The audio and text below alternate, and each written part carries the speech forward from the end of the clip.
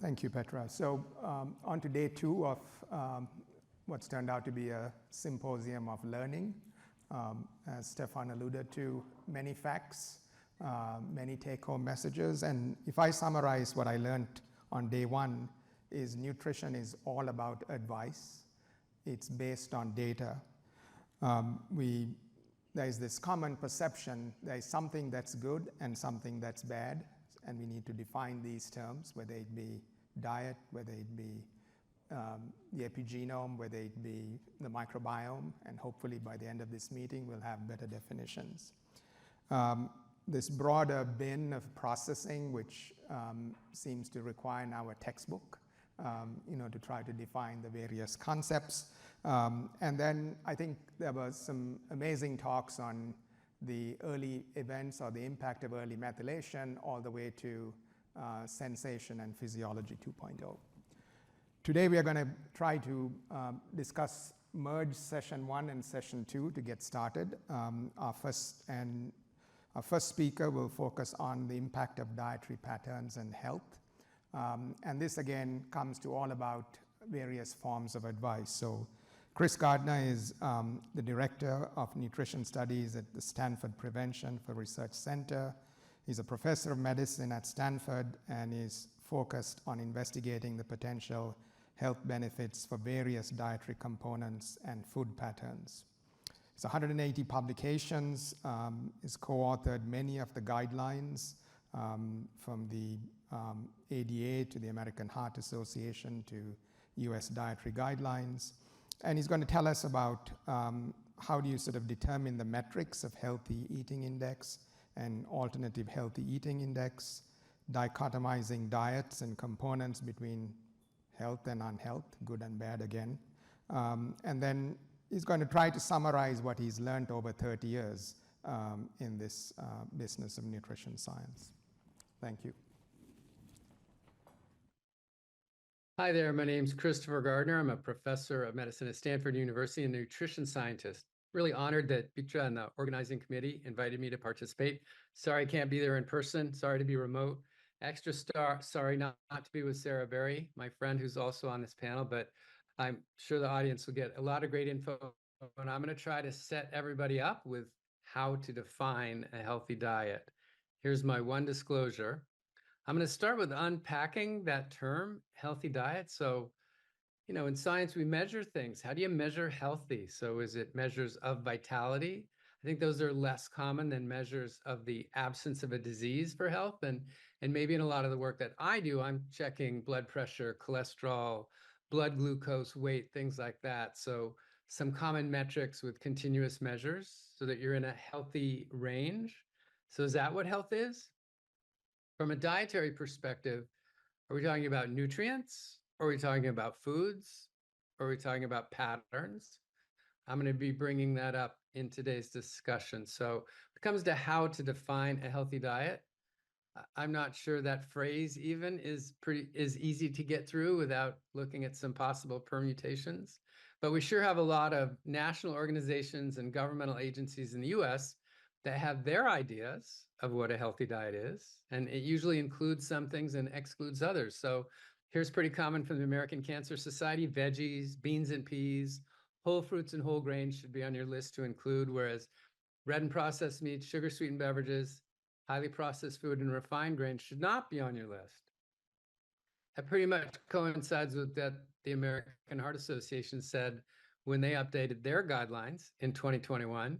Here you see again in green, veggies, fruits, whole grains, legumes and nuts, and in red, animal fats, ultra-processed food, added sugars, salt.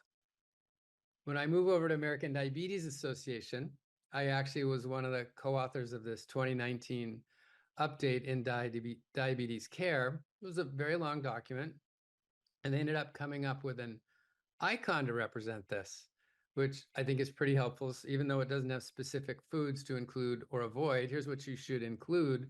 I thought I would compare that to the US's dietary guidelines for Americans. Can you see the interesting differences here?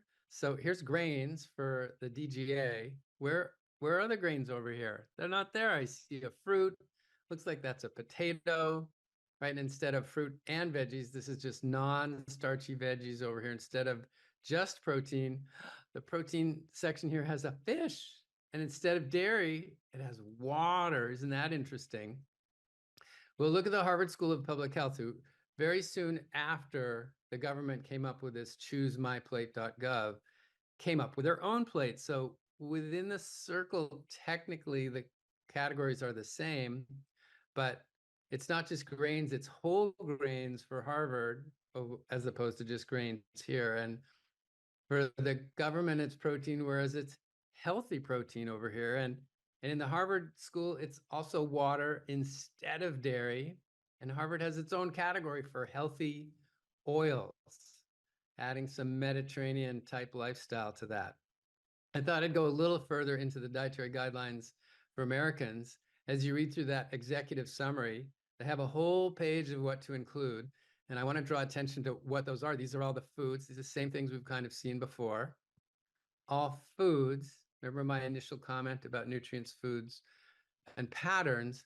Well, here's a whole page on what to limit from the dietary guidelines. And look what the list is. It isn't really specifically foods anymore. It's sugars, saturated fat, and sodium. It's sort of a political thing in the US. It's very hard for the US Department of Agriculture, who represents lots of food making, food selling businesses, to limit the foods that they make. Probably a little easier to limit the nutrients that might be in their foods, or maybe you could take those nutrients out of their foods. Anyway, that gets a little politically controversial in the US. But in the end, what I really meant to convey in the last couple of minutes was across these national health organizations or governmental agencies, there really is more agreement than disagreement on what a healthy diet would be. Would you agree with that? Did you see coffee or tea anywhere in there? Did you see eggs anywhere in there? Let me plant that seed for a while, just for now, and I'll come back to it. So here's another approach. We actually have a couple of metrics of a healthy diet that we use quite often in my research.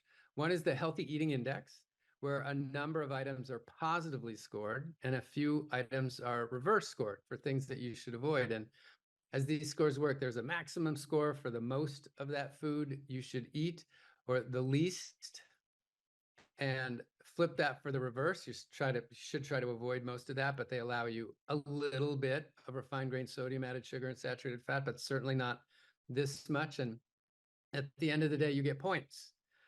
They prioritize some of these over others. So some get 5 points, some get 10 points. At the end of the day, you can get an overall score of 100. So you can rate a healthy diet according to the Healthy Eating Index, or you can use the alternative Healthy Eating Index, which is a bit of a competitor here. So same kind of setup, positively scored, reverse scored.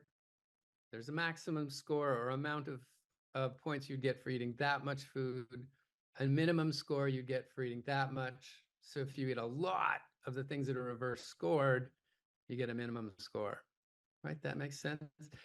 They didn't prioritize any of these. They all get a score of 10. There's 11 of them. Total score is 110, not just 100, but pretty similar. And then I thought I'd play with it a little just to show how similar or different they are. So I tried to highlight in green what is for the most part identical.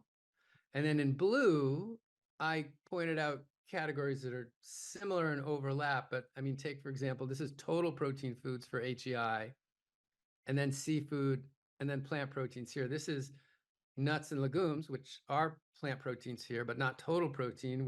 Is there any meat there? We don't have fish over here, but we have omega-3. That's a nutrient, not seafood, right? And over here we have nutrients, added sugars and saturated fat. Avoid those. But over here it's more specific. Avoid sugar, sweetened beverages, and fruit juice, and avoid red and processed meat. What if I broke it down into just foods? So that's in green and blue. Or just nutrients, right? And so both of those scores, both of those, the Healthy Eating Index score and the alternative, are a combination of foods and nutrients in that regard. Again, I really think there's more agreement than disagreement. You might have a favorite or not. I want to show you how we actually used this recently. So we just published this paper this year. We were looking at the dietary quality of a big weight loss study that we published years ago. And Michelle Hauser, a cordon bleu trained chef and a Harvard trained physician, and a postdoc that worked with me recently did this analysis, and she was trying to pick what diet quality metric she would use. And when she actually looked at the healthy eating index or the alternative healthy eating index, she noticed there was some bias for low fat versus low carb on the two. And so her conclusion was, when we were trying to compare the people with the healthiest low carb or the healthiest low fat, we couldn't use the same metric across the two diets because of the bias. So the findings supported using these indices for measuring diet quality differences within the low carb group or within the low fat, but it was harder to justify a comparison across the two diets because of some amount of bias. But again, they're still more similar than different. And these are metrics that we could use scientifically from a public health perspective, as you will, for a healthy diet. Did you see coffee or tea? Did you see eggs in there? No, I didn't see those either. Again, I'm going to come back to that. So I just had a really interesting experience working for the American Heart Association. We were asked to come up with a scientific statement about popular diets. And this was building on a 2021 update of the American Heart Association on what is a heart healthy diet. These are the categories here. There's one category about protein that has 4 subcategories. I'll get back to that. So this is very evidence-based, looking at what kind of health outcomes there were from the entire database over a long period of time. But we were asked, so there's a lot of popular dietary patterns out there. How do they align with those specific areas of what to include or avoid? This was so much fun. So we actually ended up getting 10 diet categories, and this is a table from the paper. And then we realized beyond diet categories, there's some diet plans that are probably the same diet category and don't have to be dealt with separately. So maybe DASH and Nordic and Baltic are a DASH type diet. And if you go down here for a very low fat vegan-like diet, Ornish and Esselstyn and Pritikin and McDoodle and Physicians Committee for Responsible Medicine are all pretty similar. So we lumped those together. But most interesting to me was these diets weren't characterized simply by one food or food group to include or avoid.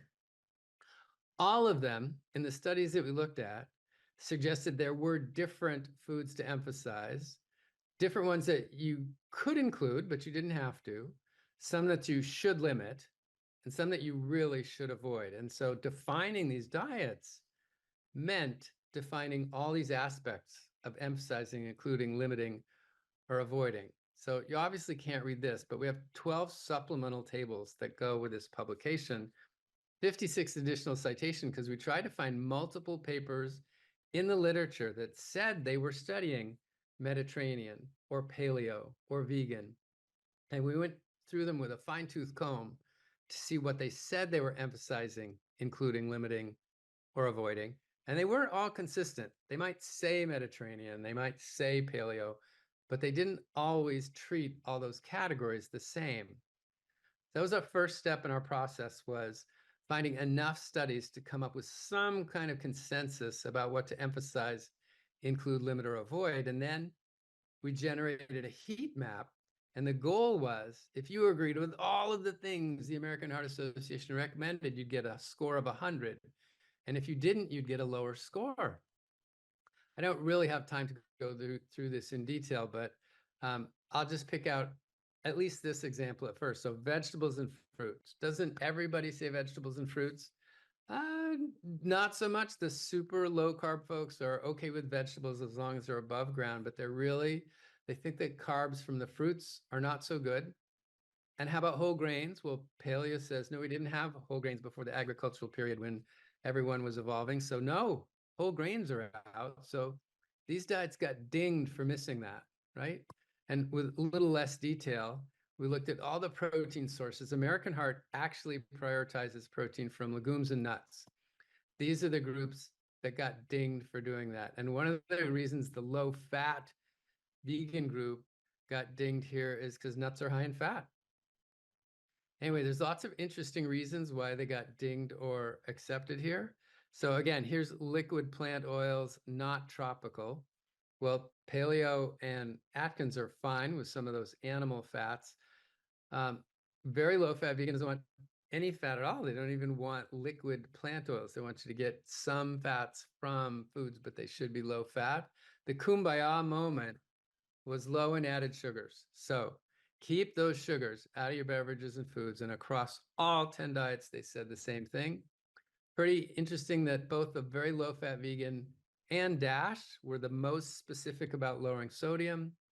Almost everybody suggested limiting alcohol, except the Mediterranean diet. You know how that Mediterranean thing is, oh, have a moderate amount. You actually get dinged if you have none, and you get a point if you have some. Well, they got dinged in this category for that.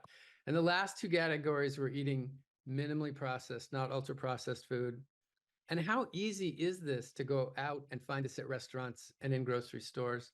And so these diets over here, which were a little more extreme and harder to find in restaurants and harder to shop for, lost a few points there. And the overall conclusion was there's a lot of different patterns that would allow you to eat in a way that's very well aligned with American heart. So it could be DASH or Mediterranean or pescatarian or ovo-lacto vegetarian. And pretty close runners up were a vegan diet, as long as it was a little higher in fat and had some oils and nuts and seeds, or a low fat diet. You could do a few things to make it more aligned with American heart, but those are pretty good. A little tougher for a very low fat diet that was vegan.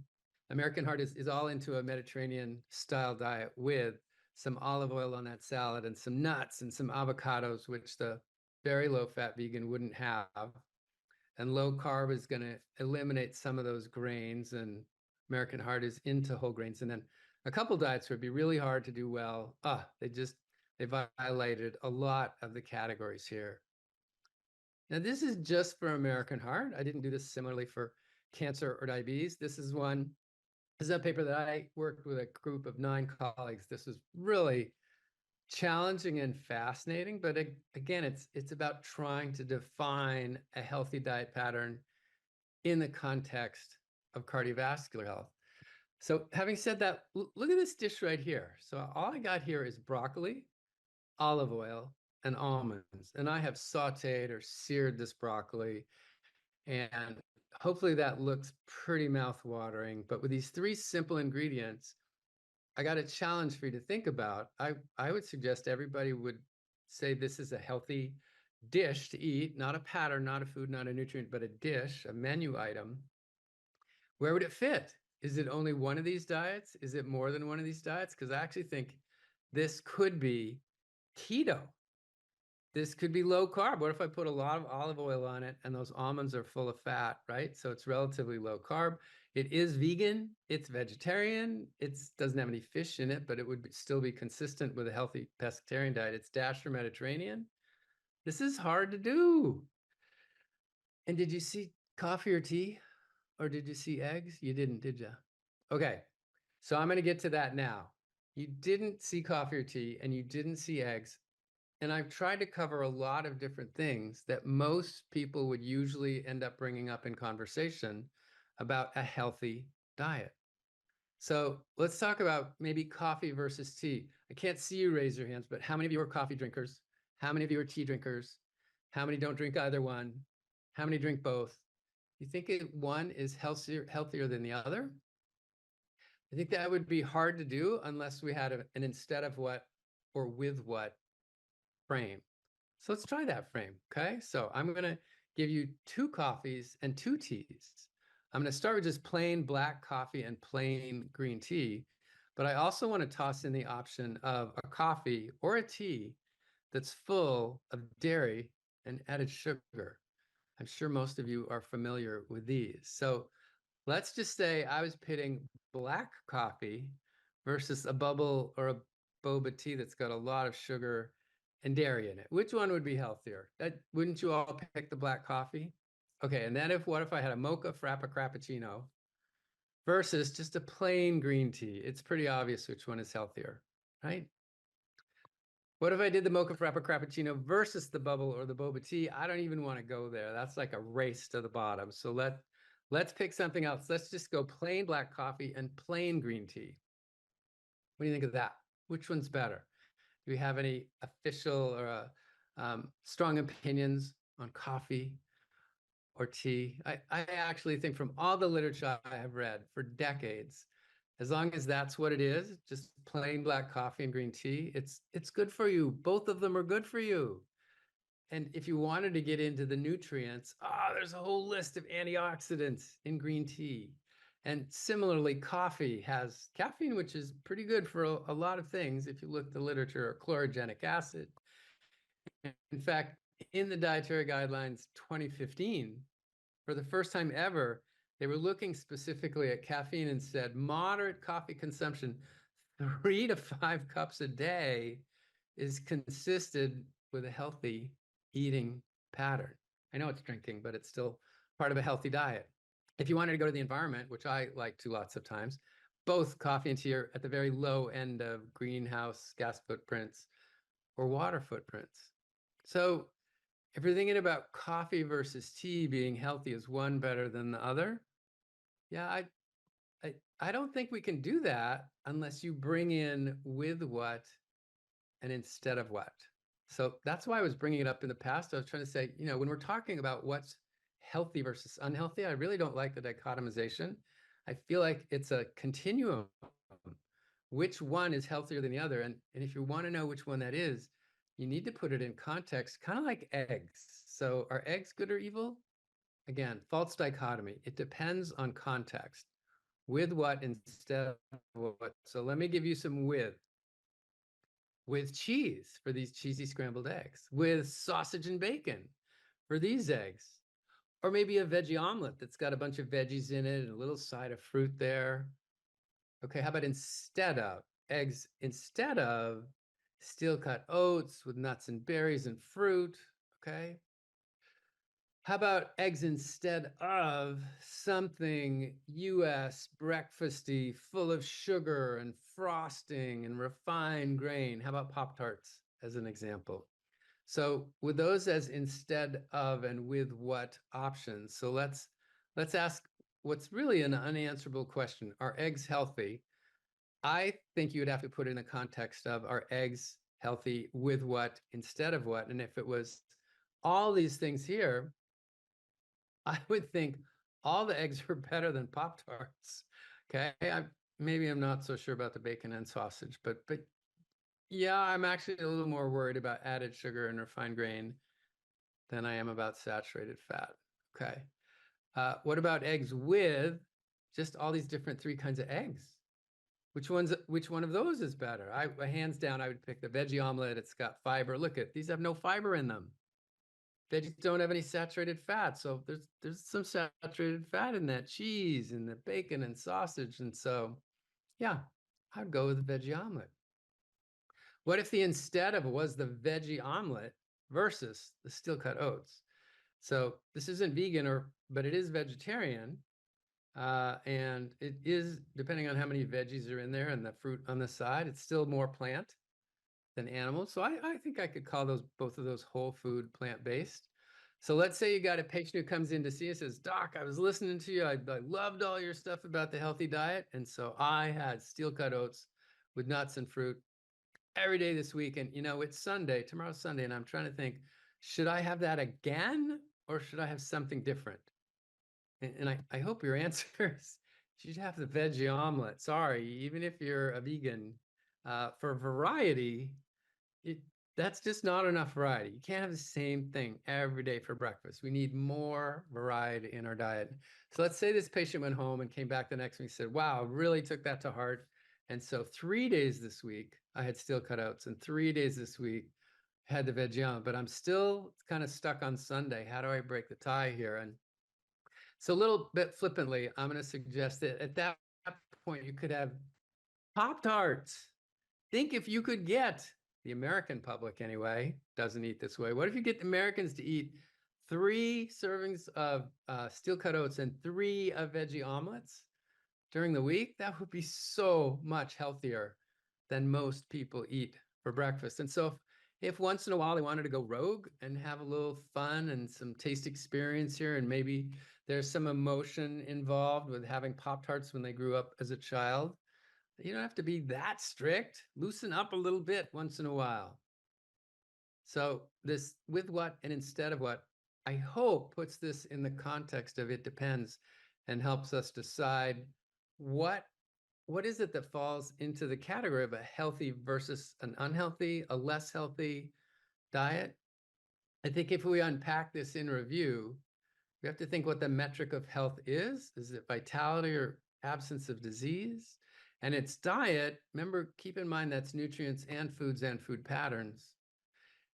In review, if we look at the US national health organizations and government agencies or metrics of health that we use in research, there really is more agreement than disagreement. So I think there's quite a bit of agreement on it. And I really had fun working with the American Heart Association, but recognize what a challenge it is to put this all together, to say what a healthy diet is, trying to make it align just with American Heart. I hope you'll appreciate my use of instead of what, with what, as one way to approach some of the things that might come up when we're talking about diet. If it's just a single item, you're thinking, okay, I've already got a healthy diet. Should I add this component or should I take it away? I want to acknowledge a lot of people who help us do the research that we do at Stanford University. Here they are, lots of funding, support, and close with opening slide of how to define a healthy diet, right? According to Christopher Gardner. I actually wish I could change my title a little, just if you caught this from the gist of what I've been talking about. I actually think it should be how to help people move toward a healthier diet, because I try to avoid that. But hopefully I've now set up my colleagues to talk about their talks and have this idea of a healthy diet in the background. Thanks for inviting me. I'm going to stop recording.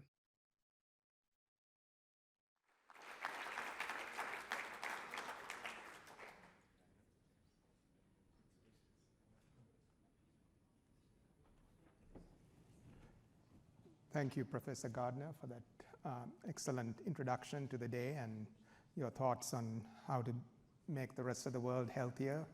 I'm hoping that you stay around for questions at the end of this session.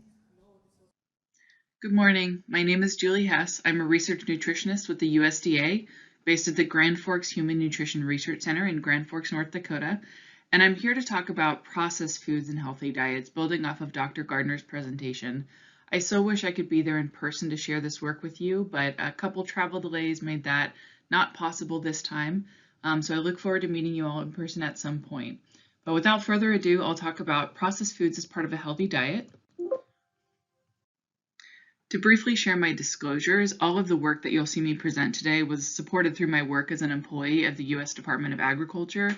I am a former employee of the National Dairy Council in the U.S. as well, and my personal diet includes both animal and plant source foods as well as unprocessed and ultra-processed options.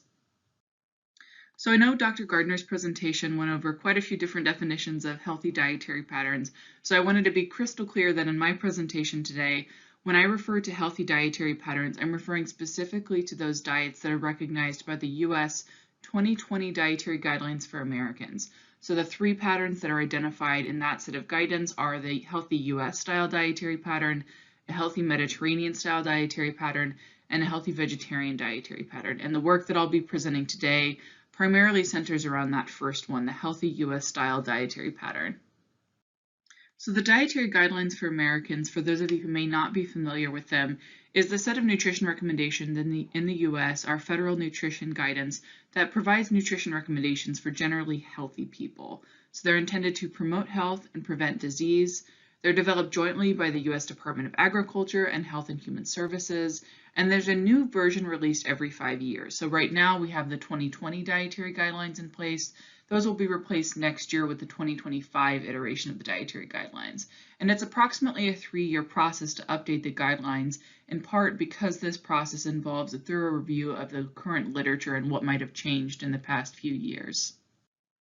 And the reason that I bring up the DGA, the dietary guidelines, and the process that it takes to develop a new set of federal nutrition guidance in the US is that ultra-processed foods for the first time came up on the radar for the 2025 Scientific Advisory Committee to review as part of their 3-year literature review leading up to that new DGA being released. This was also the impetus for my lab's work, as this came on the radar of the dietary guidelines. That's a focus of the work that we do in my lab, is to build the evidence base to support the development of dietary guidelines. And again, ultra-processed foods appeared on a list of topics to consider for 2025 to 2030 DGA. More specifically, the Scientific Advisory Committee has been tasked with the process of conducting literature review on the question of the relationship between consuming dietary patterns with different amounts of ultra-processed foods and its impact on growth, size, body composition, risk of overweight and obesity, and weight loss and maintenance. So as this 2025 Dietary Guidelines Scientific Advisory Committee conducts their literature review on the research that's been conducted on ultra-processed foods over the past few years, what they're likely to find is a lot of observational research studies on the consumption of ultra-processed foods and its association with adverse health outcomes or adverse nutritional outcomes. So for instance, there's a current body of research, and I have several citations here, of observational studies that primarily indicates negative health outcomes that are associated with a higher intake of ultra-processed food. So for instance, lower micronutrient intake has been associated with eating more energy or calories from ultra-processed foods, increased risk of obesity and type 2 diabetes, higher added sugar and lower fiber intake, greater body weight. Essentially, if you can think of an adverse health outcome or a sort of adverse nutrition outcome, there's probably been a study that shows that eating more ultra-processed foods is associated with that negative outcome. But to date, to my knowledge, there's only been one randomized control trial that actually fed human participants diets of mostly ultra-processed foods and diets of mostly unprocessed foods and looked at their health outcomes. And this, of course, was conducted by Kevin Hall's team at the National Institutes of Health. And they compared a diet with 80% of calories coming from ultra-processed foods to a diet containing 80% of calories from minimally processed foods. And these diets were matched for energy, energy density, fat, sodium, fiber, and macronutrients, and largely reported results similar to what we see in the observational literature, that energy intake and weight gain was in fact higher when participants were eating the ultra-processed food diet than when they were eating the unprocessed food diet. One of the important limitations of this study is that the two diets weren't matched for diet quality, micronutrient content, so vitamin and mineral content, or for the food type itself. So I have on this slide and the next a couple examples of some of the study meals.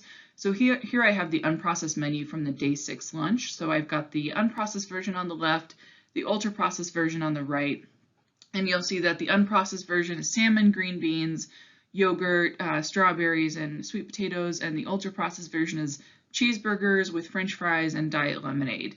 And even looking at these two meals, I would expect people to feel differently after eating the two meals. I would expect to have different physiological responses. These meals are just very, very different from each other, and I expect that they have probably very different vitamin and mineral content and certainly reflect different diet quality. And we see the same thing if we look at further examples of some of the study meals. Here's the day 3 lunch, again on the unprocessed menu on the left, the ultra-processed menu on the right. So we've got this beautiful green salad with farro and chicken and a homemade vinaigrette, and then chicken nuggets and potato chips and again diet lemonade. The only similarity between these two meals is that they both contain chicken. How are these studies defining ultra-processed foods? And I'm talking both about the observational research and about Dr. Hall's randomized controlled trial. Most of these studies are using the NOVA classification system, although there are other classification systems out there. NOVA categorizes all foods into one of 4 groups. Group 1 foods or minimally processed foods includes things like fresh produce, dried beans. Group 2 foods, processed culinary ingredients, are ingredients that you would use to cook with: olive oil, salt, sugar, butter. Group 3 or processed foods are a combination of Group 1 and Group 2 foods. If you have fresh broccoli in Group 1, you add olive oil and salt with your Group 2 foods, and then you roast it. You have this roasted broccoli with olive oil and salt. That's a Group 3 food. That's a processed food. And then Group 4 foods are your ultra-processed foods. These are largely defined as foods that are made with ingredients that you wouldn't typically use in home cooking, or foods that contain ingredients that have cosmetic additives in them. So something that adds color or adds texture or adds flavor to a food. Thinking about these NOVA classifications and Dr. Hall's study on the observational research, my lab was left wondering, well, could you have had 2 menus that looked similar to each other for the randomized controlled trial that Dr. Hall did? Or could we have a healthy diet that includes mostly ultra-processed foods? So the research question that we posed, and this was published in a paper in the Journal of Nutrition in August of 2023, is could we build a sample menu, 2,000 calorie menu for 7 days that aligns with recommendations from the Federal Nutrition Guidelines in the US, our 2020 DGA, but has 80% or more of its calories coming from foods defined as ultra-processed on that NOVA classification system. So the aims of our study were to develop a menu comprised of commonly consumed foods with a healthy eating index score of greater than or equal to 90. So healthy eating index is a marker of diet quality and also of adherence to the dietary guidelines for Americans. We also wanted a menu that would meet acceptable macronutrient distribution ranges, so it would have a pretty typical distribution of carbohydrates, proteins, and fat. It's not a low carb, it's not a high fat diet. And we also wanted our menu to meet recommendations for most micronutrients, so to have adequate amounts of vitamins and minerals. And similar to the stipulations in Dr. Hall's study, to have at least 80% of the calories or energy coming from ultra-processed foods according to that NOVA scale. And so we were in fact able to do this. And on this slide, I have examples of what we call our ultra-processed dietary guidelines menu, and I have it side by side with an example that's actually from the dietary guidelines, a sample menu for how you might want to apply those dietary patterns to your own eating. So you'll see that the breakfast, lunch, dinner, and snacks are very similar between both our ultra-processed DGA menu and the original sample menu. And there are a few differences. So if you look at the lunch menu, our ultra-processed DGA menu includes a pre-made guacamole. Our dinner menu has gluten-free pasta instead of semolina pasta. Our snack includes mandarin oranges instead of fresh pineapple, but there are a lot of similarities in the two meals otherwise. You might also notice that there are a few items that are marked with asterisks on our ultra-processed DGA menu. These indicate items that we included even though they weren't ultra-processed foods. So for example, we wanted to have lettuce in our taco salad, even though there's not an example of ultra-processed lettuce that we could find. And we wanted to have some fresh vegetables in our dinner meal as well. So those are the only things on this menu that are not grouped for ultra-processed foods. So when we analyzed our menu, we found that actually 91% of the calories on our DGA NOVA menu came from ultra-processed foods, category 4 foods. We were within acceptable ranges for macronutrients, so we had over 20% protein, about 50% carbohydrates, 26% fats. We had adequate amounts of the nutrients of concern for Americans, so our diet had adequate amounts of calcium, fiber, and potassium. We also had adequate amounts of most other micronutrients. We did fall short with vitamin D, vitamin E, and choline, but these tend to be nutrients that are difficult to get from food anyway, so this wasn't a terrible surprise for us. And our final healthy eating index score ended up as 86 out of a possible 100 points. Again, that's a measure of diet quality or adherence to the dietary guidelines. And it's not quite where we wanted it, but if you look side by side at the average American HEI score, which is 59, and our ultra-processed dietary guidelines menu on the left, which is 86, even that ultra-processed DGA starts to look pretty good.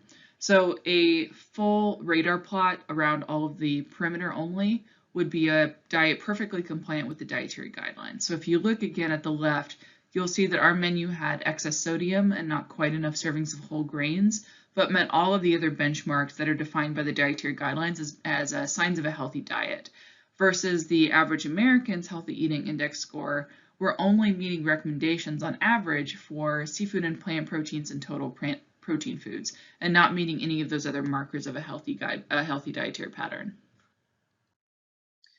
And if you're wondering how this is possible, how can you possibly put together a healthy diet that includes mostly ultra-processed foods, I'd encourage you to take a look at some of the foods in your pantry. So if you have, say, canned tomato sauce, or you used canned beans, or you eat tofu, a lot of these items contain ingredients that then put them into that category 4 per the NOVA classification system.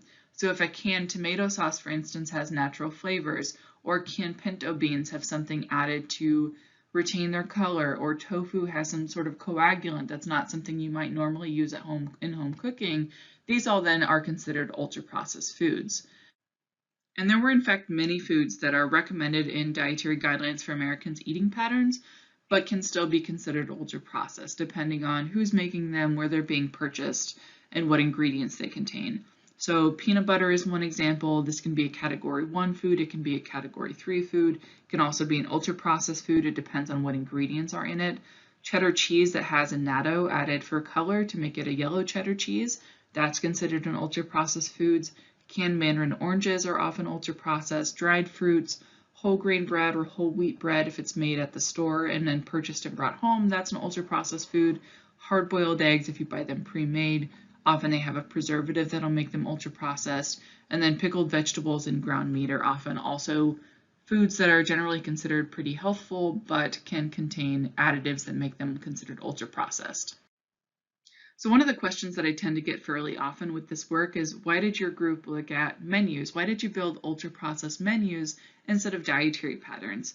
And the reason is that dietary patterns, for instance, in the Dietary Guidelines for American, that healthy US style dietary pattern that we used as a model, will recommend 2 cups of fruit and 3 cups of dairy foods if you're consuming a 2,000 calorie diet. It doesn't specify 2 cups of kiwi and 3 cups of yogurt. And similarly, in our study, we couldn't specify fruit and dairy. We had to actually get down to the granular level of individual foods, and more specifically, individual foods from specific manufacturers. And I like to use this example of the chickpea or garbanzo bean example to showcase why we did menus instead of dietary patterns. So if you look on this slide, you'll see that there's garbanzo bean can 1, garbanzo bean can 2. Can 1 just has beans and water. Can 2 has beans and water as well as salt and something added, disodium EDTA, to promote color retention. So that means that can 1 is a processed food, but because can 2 has this color retention agent added, it's now considered an ultra-processed food. So even though these are both basically an identical product providing almost the same nutrition, can 1 is considered a processed food and can 2 is considered an ultra-processed food. So we can't then just say we have garbanzo beans in our dietary pattern. We have to actually say we're including garbanzo beans from this manufacturer with this ingredient list, because then we know it's ultra-processed versus less processed. There can also be cost differences built into this. So if we look at can 1 versus can 2, I've added the prices on this slide, and you can see that can 1, the less processed garbanzo bean, is almost twice as expensive as can 2. And when we're thinking about having people follow dietary patterns where we want people to be eating more beans, peas, and lentils, particularly in the US, they could consume more of them or purchase more of them for their family if can 2 is an option versus if they're primarily restricted to can 1 and can 1 is the only recommendation. And of course, when we're talking about this issue of ultra-processed foods and healthy dietary patterns, there are many issues beyond nutrition, beyond nutrients, and beyond diet quality that all are involved in this discussion. So there's issues of access, issues of the time required to prepare meals. We talked through cost issues a little bit. There's also a consideration of shelf stability. How often or how frequently do people need to go grocery shopping in order to have a healthy diet for their families if they're including or excluding ultra-processed foods? These are some of the issues that my lab is working on future papers right now, future studies right now, so stay tuned for more details on these. And so finally, we concluded in this work that healthy dietary patterns based on the 2020 Dietary Guidelines for Americans recommendation can include most of their energy from ultra-processed foods and still contain adequate amounts of all macronutrients and most micronutrients. So this NOVA classification system can actually be used as a proxy determinant for how healthful a diet is. And with that, I'll extend a huge thank you to all the folks who have been involved in this work. I have some of them listed on the slide here, some of the folks who have been in my lab and who work in our metabolic kitchen on site at the Grand Forks Human Nutrition Research Center. And thank you to all of you for your attention. If you do have any questions, please feel free to reach out. My email address is julie.hess@usda.gov. Thank you again. Okay, so we'll get going to next speaker, who is Professor Sarah Berry. She's a professor in the Department of Nutritional Sciences at King's College and the chief scientist at Zoe, where she's a lead nutritional scientist working on a remarkable program called PREDICT that's trying to determine, based on genetics, metabolomics, metagenomics, and meal-dependent effects, how to impact metabolic responses in 200,000 individuals.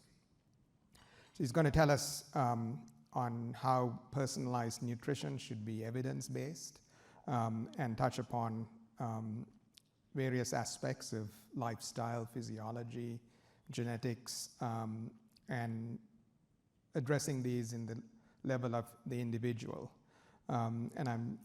She also has a little extra time to expand into an additional area that's not summarized in her program. Thank you again, Sarah.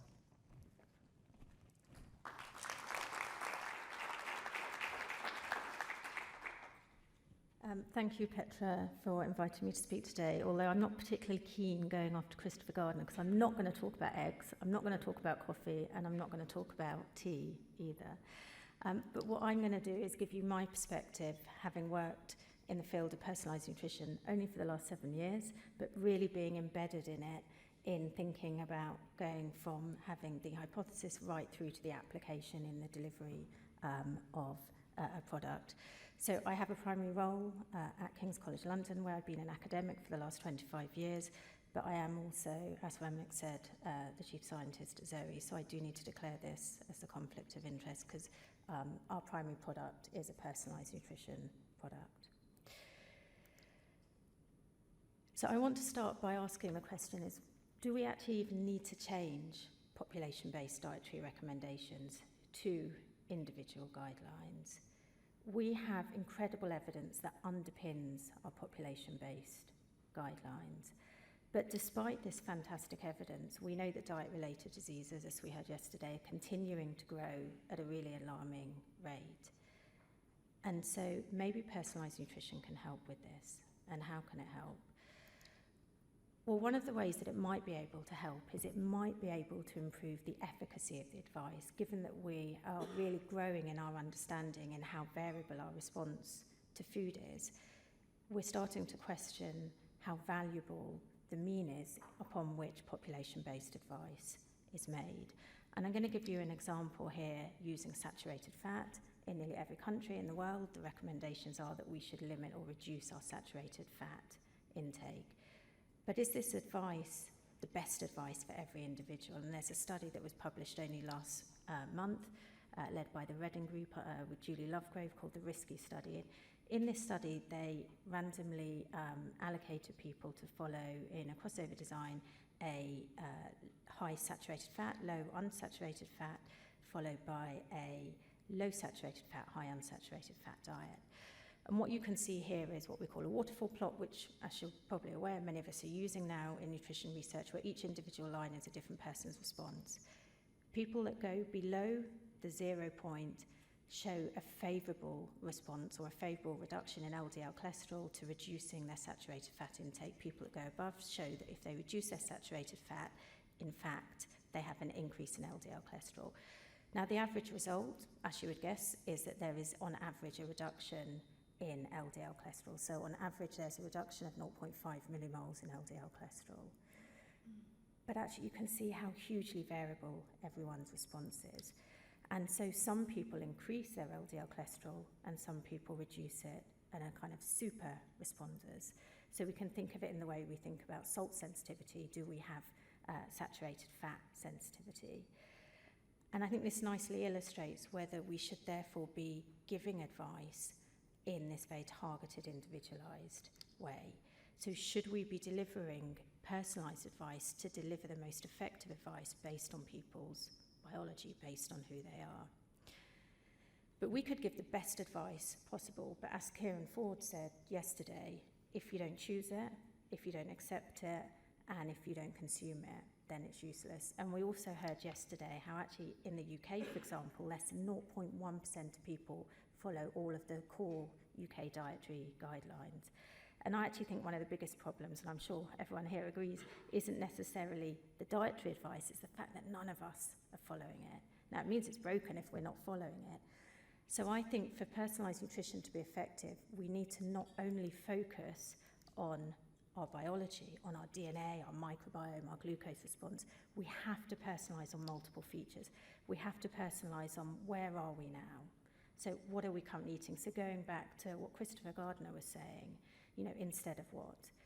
how we eat our food, and I'm going to touch on this a bit later, and we heard some of this yesterday, what time of day it is, you know, why we're doing intermittent fasting, how much we've slept. Why do we make those choices?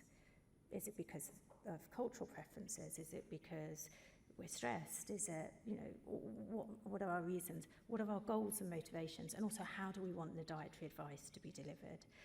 And there's good evidence to show from various studies, including Eileen's Food for Me study, that if you deliver advice in a personalised way, people are more likely to adhere to it. What we also know is that even if you trick someone and say, oh, this is personalised to your DNA or your microbiome, people are also more likely to follow it. So I think that if we're delivering personalised advice, we need to focus on all of these different features. The problem is this is difficult. It's difficult because we have to unravel the variability and the complexity of who we are with all of our thousands of metabolic pathways, our complex microbiome, our genetics, et cetera, We need to make sure that we're thinking about food right down to the brand level. So we're thinking not about the nutrients, and we heard all about why not yesterday. We're not just thinking about the 50,000 or more chemicals, or 72,000 chemicals, as Andrew pointed out yesterday. We're not just thinking about the complex matrix that it's in, that's very relevant to food processing, but we're thinking right down to the brand level of the individual food, because food varies from one bread, for example, to another kind of bread. We also need to think about how we're eating that food. What's the time of day, how much sleep we've had, how much exercise we've done, what's the ordering of the food, and then why we make those choices. So if we want to unravel this complex network of not just who, what, how, and why, we need to be collecting data in a way that we've not collected data before. We need to collect it at resolution, precision, breadth, depth, but also real-time data, which now is possible with wearables. And so, given all of this data that we need to collect, we need to think about whether is it possible, given this complexity, to transition from the population-based guidelines, so in this case the UK Eat Well guidelines, to this precision nutrition plate. Well, I think that it is possible, and I think it's possible because we're at a really exciting time in nutrition research. We have the opportunity, as we heard yesterday, to leverage big data, leverage big novel technologies. We don't have to rely, as when I first started out 25 years ago as a researcher in nutritional science, in either doing very small scale RCTs with 20, 30 people, which are high resolution and precision but small scale, or these large scale, these large scale, high quantity but low resolution precision epidemiological studies. We now have these exciting opportunities. We can leverage these big data opportunities and run remote clinical trials at a scale, breadth, depth, precision that hasn't been done before. And this is because we have access to digital devices, so Apple Watch, for example, or mobile phone, clinical devices such as continuous glucose monitors, remote clinical testing, so for example, saliva swab for DNA, a poo sample for microbiome, a finger prick sample for metabolomics, something that people can do from the comfort of their armchair, so they can become what we term community scientists. They can share their samples, their data with us, and in return, we can give them, these community scientists, information back and guidance back about their health. And what I think this allows us to do is transition from this general dietary advice to this personalised advice. But something that we mustn't forget is this magic area of stratified nutrition. And I think that we often overlook this, and I'm going to pick this up a little bit later, where we can give advice based on shared characteristics, something we're already doing in some of our guidelines, for example, in relation to your age, whether it's adolescents or children or adults, but I think we can go one step better with this. And I think ultimately, the further we go up this will improve efficacy, but most importantly will improve adherence to dietary advice. But once we've got all of this data, what questions do we need to ask in order to transition from this average to the individual? Well, we first need to look at how much variability is there between people, but also within a person, to food, meals, dietary change, patterns, lifestyle. What explains these differences? Is it all due to the meal? How important are these different factors? And lastly, actually, can we predict individual responses in order then to deliver the most appropriate advice? And this is exactly what we've been working on over the last 6 years at PREDICT. We have a number of PREDICT studies. I'm going to present results mainly from our Predict1 study, which is our initial study in 1,000 individuals who were predominantly twins from the Twins UK cohort. But it's an ongoing program of research where we're continually recruiting, and we now have about 200,000 people, and we're recruiting at a rate of about 4,000 people a week. And all of the data we're collecting now is using these remote technologies. So the kind of data that we have fits in with what I said before. It's that scale, breadth, resolution, but also precision. I don't have time to talk about all of the research we've been doing to ensure that our techniques that we're using are both precise, specific, reproducible, etc. Happy to discuss it if you want to during the panel discussion later. We have millions of meals logs. We have millions of foods logged. We have hundreds of thousands of standardized meals that have been consumed. We have hundreds of thousands of metabolomic readings, metagenomic for the microbiome. We have loads of self-reported data on medical history. We collect data on appetite, mood, energy, etc. after every meal. So we have that in now across millions of data points. And we're using this data to answer those questions that I mentioned before.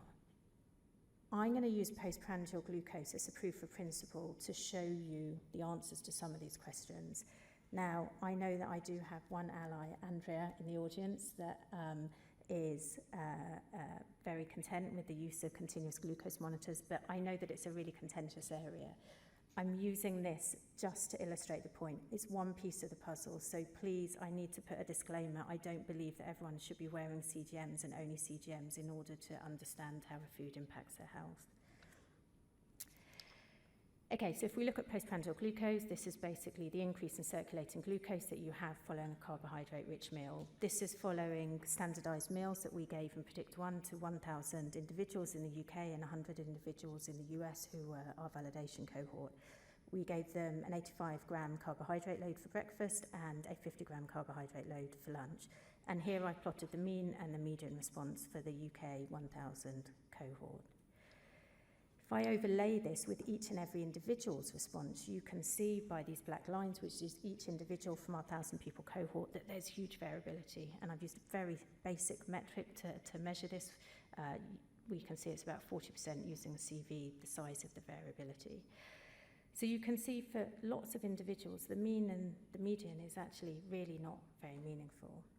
Now, because we've collected a vast amount of data and we've leveraged all of the technologies that I talked about, we can start to break down what explains this variance. We've done this for glucose, as you see here, but we've also done it for our other measures, triglycerides, inflammation, and many more. And we can start to look at how much of this variability, so this noise that you see on the left, is explained by different factors. So, for example, we can see that meal composition does play a big role. The reason we can do that for glucose, for example, is because many meals were given in duplicate and we gave many different meals over a 2-week test phase. We can see genetics plays a role. We were able to look at this in detail using genetic modelling because we had identical and non-identical twins. We can see that meal context is important, and we heard about that yesterday. So the how we eat, the time of day, for example, etc. And then for each of these, we can do deep dives. And I'm going to do a deep dive in a minute into meal context, but we've done a really big deep dive over the last 5 years into microbiome, but I know that Ramnik's going to talk about microbiome later, so I'm going to skip over that.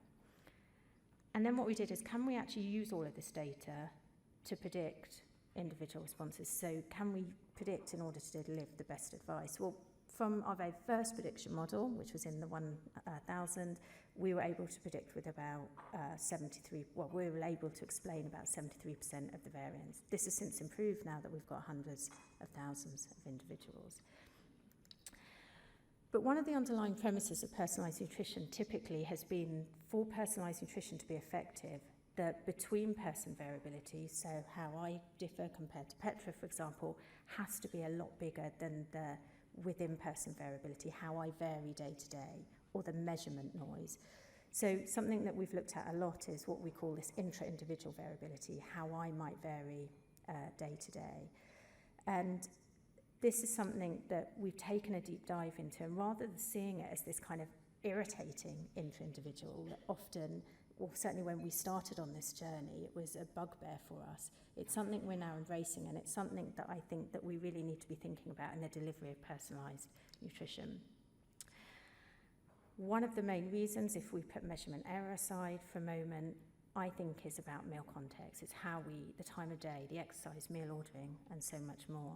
And I'm going to touch on this very briefly in the next slide. So what causes this variability, this intra-individual variability? One of the things that we've been looking at is sleep, and what we know is that if you have a poor night's sleep, you have a higher glycemic response to a standardized meal compared to if the next day you had a good night's sleep. Excuse the cartoon, but just to illustrate the point here. And this was published recently in Diabetology. We know that time of day matters. Now, this isn't especially anything new, but obviously we wanted to check this out in our own data. If you have a standardized carbohydrate meal for breakfast or lunch, you have a higher glycemic response to that standardized meal at lunchtime versus if you have it in the morning. What you choose for breakfast can impact how you feel, how much energy you have later in the day. So we've done some work looking at whether people are dippers or non-dippers, depending on what breakfast they have. And what we find is that some people dip, so 2 to 4 hours after they've had a high carbohydrate-rich breakfast. If they have a day where they've selected a breakfast that causes them to have a dip, on that day they'll have a reduction in energy, they'll have an increase in hunger, they'll go on to eat 160 calories more at their next meal compared to if they selected on another day a breakfast that didn't cause them to dip. We also know from a sub-study that we ran that meal order matters. So in this study, we randomly allocated in a crossover design people to consume carbohydrate staples, 50 grams of available carbohydrate, but then have exactly the same lunch meal every day. And what we found was that what you had for breakfast partly determined your glycemic response to your lunch meal. And then, having heard Kieran yesterday talk about eating rate, I thought it would be appropriate to also add in some work that Kieran led on some of our data, showing also that eating rate affects your glycemic response. So if I'm eating my food faster, that will also affect it compared to another meal where I might have a lower response. Now, why am I showing you all of this? I'm showing you all of this because I think it's really blimmin' messy. I think that we're having to think, okay, how do I differ to all of you? How do I differ today compared to how I'm going to be differing tomorrow? So how do we make personalised nutrition, therefore, a reality? Well, we have to think of multiple features, but we have to question whether it's really realistic. And I'm going to use an example of how I could apply this with my family. Now, my husband, if any of you ever meet my husband, please do not say that I showed a picture of him. He'll literally kill me. So this is my family. I've got my son here who's football obsessed, not very happy because Manchester United lost on Sunday and the week before. My teenage daughter, myself, and my husband. So what do we like? I eat relatively healthy. I like the Mediterranean style food. My husband is a typical Brit, so Christopher Gardner's nice egg, bacon, sausage would make him very happy. And my daughter has rather expensive taste, like some sushi. And my son, well, he'd just go to McDonald's every day, given the chance, and he'd certainly eat those Pop-Tarts. But what about also who we are? Well, I'm female, obviously. I'm rather inactive, and I'm now in my very late 40s, so about to enter the menopause transition. My husband is male. He has high blood pressure, but he is very active. My daughter, well, she's a teenager, so she's far too complex for any personalised nutrition to even consider. She's 14, and God, do I know it. And my son, well, as long as Manchester United win or he can sit at his computer gaming, he's happy, so that's very simple. So we've got our preferences, we've got our phenotype, we've also got things like my husband's a fast eater, I'm a slow eater. We heard yesterday about when you're born. I'm born in the winter, my husband's born in the summer. You know, bring in all of these different things. How am I going to deliver advice that's suitable for us all? Because I want to, in the evening, sit down with my family and eat a dinner. I don't want my husband having his particular food, my daughter, you know, etc. It's difficult because if we overlay each other, look, does that give us that selection of foods to eat from? And this is a really big challenge. This is a challenge that we're really embracing with the work that we're doing at Zoe. We're doing a lot of work taking into account the kind of unseen barriers, but also these unseen situations, we're asking people, who do you live with? How do you typically eat your food? What are the preferences of the people around you? We have to do that, I think, in order for us to adhere to this kind of advice. And I think it was talked about so much yesterday. We have to make the advice easy. We have to make sure people continue to follow it. Okay, but can we find a middle ground? Is it possible that actually we can make everyone happy? Now, it doesn't happen often in my family, but one can hope. Maybe this is where stratified nutrition comes in, where we can base the advice on shared characteristics. So I'm going to take my husband again. He's got high blood pressure. His GP, his doctor said, okay, I'm going to give you some stratified advice. So standard stratified advice: maintain a healthy weight, reduce your alcohol intake, and reduce your salt intake. We know that also we'd want to overlay it with the DASH diet, but hey, this is what he gets told when he goes to his GP. But is this really going to work as it should for him versus other people? I'm going to take salt as an example. We know from population level evidence that reducing your salt intake reduces your blood pressure. We know from randomized controlled trials, yes, on average it reduces your blood pressure, but it's hugely variable. Some people are really responsive, some people it has very little impact. What about if I could do a test for my husband to say, okay, you are salt sensitive, so you'll really benefit versus you're not salt sensitive? It would keep me happy, because I certainly don't want to cut out salty foods if it's not going to help his blood pressure. We could do this potentially. So, for example, there's some recent data that's been coming out showing that how you respond to salt can depend on your renin status. So maybe my husband could go and get his renin, baseline renin levels tested. If he has low renin, and these are the people that you can see on the left for systolic and then on the right for diastolic, so in the hatched bars, you see a huge reduction in blood pressure if you follow a low salt diet. If you've got high baseline renin, you only see a small reduction. So what does this mean? Well, this means that people with high renin, they can have their salt and eat it, because it's really not going to make much of an impact. But those with really low renin need to be really careful with their salt intake. As a bit of an aside, something that I want you to think about, though, is the size effect. And I think this is a great example of where the size effect, if you have a low renin status, I think is worth giving up your salt for. But this is what we need to be mindful of for all of our personalised nutrition results. Is the size effect of the difference actually big enough to warrant making that change to have a big impact on our health? Now, for me personally, my question is, well, if I did this for my husband, would he bother making the change? Would it motivate him to make the change? Sadly, probably not, but one can live in hope. Okay, so enough of my husband. What about me? Well, I've got normal blood pressure.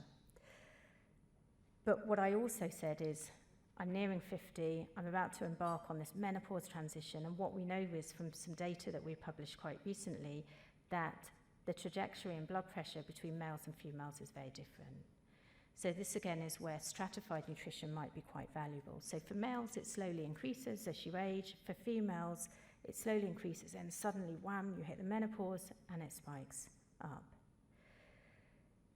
We've done quite a deep dive recently into looking at menopause, and so if I can go back to some of our postprandial data that we have on this, what we've looked at is postprandial glucose, which is the figure on the left, postprandial triglycerides, which is the figure on the right, and then postprandial changes in inflammation using a measure called glyc-A. What we see is that peri- and postmenopausal women, which is the orange and the blue bars, have significantly higher postprandial glucose, triglycerides, and inflammatory responses compared to premenopausal women. We also know that if we age match, because we had such a big cohort and we know that menopause is an age-related disease, it was important to disentangle the impact of age. So when we age matched, we also still saw for some of these outcomes that there was this difference.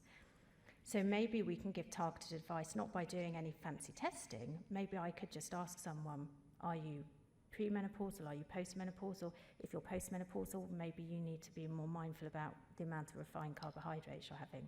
But again, we need to be mindful as well. Is the size effect big enough to warrant someone sacrificing that cake or changing from bread to something else if that's what they really enjoy? Now, the menopause transition isn't only associated with increases in some of these intermediary risk factors. We also know it's associated with incredibly burdensome symptoms. And we published last month some data on this, where in 70,000 people we collected data on all sorts of symptoms. We found that 99.8% of our cohort suffered at least one symptom. 66% had 12 or more symptoms.